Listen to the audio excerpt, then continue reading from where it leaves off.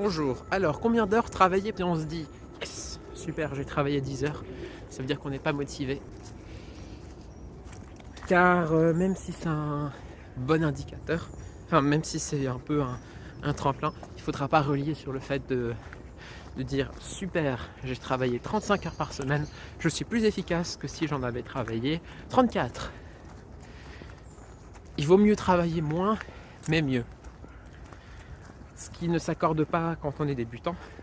Aux débutants, il faut déjà travailler.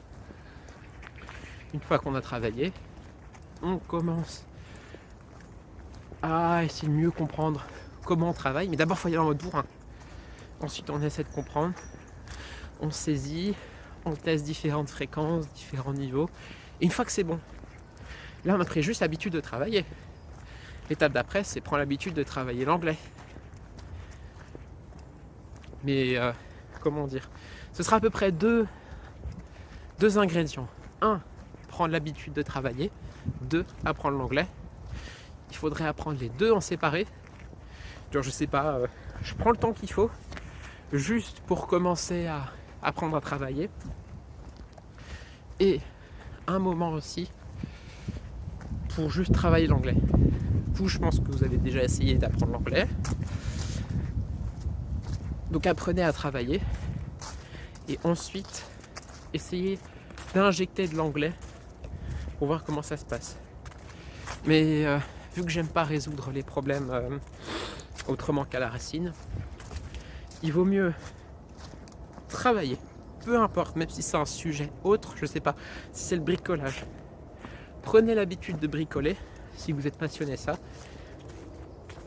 Commencez à prendre conscience de l'environnement dans lequel vous vous trouvez quand vous bricolez. Et une fois que vous avez commencé à prendre conscience, vous pourrez essayer de commencer à déployer ça pour une nouvelle activité. Donc qu'est-ce que ça veut dire? Ça veut dire faire exprès de modifier le rythme pour savoir comment on agit, modifier l'intensité, faire exprès pour voir comment... Voilà.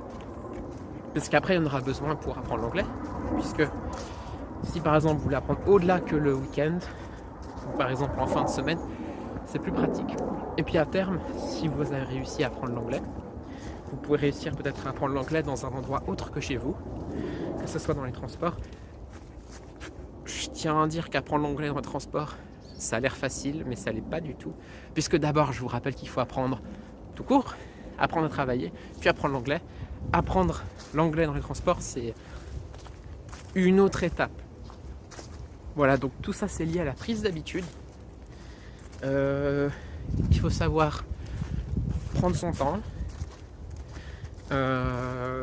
travailler quand même, prendre son temps. Juste prendre l'habitude de travailler et éviter d'attendre des résultats complets demain. Peut-être qu'il faudra quelques jours pour déjà se rendre compte que vous avancez un peu. Et là, je suis en train de prendre un peu un caractère de développement personnel coach normal, j'aime pas.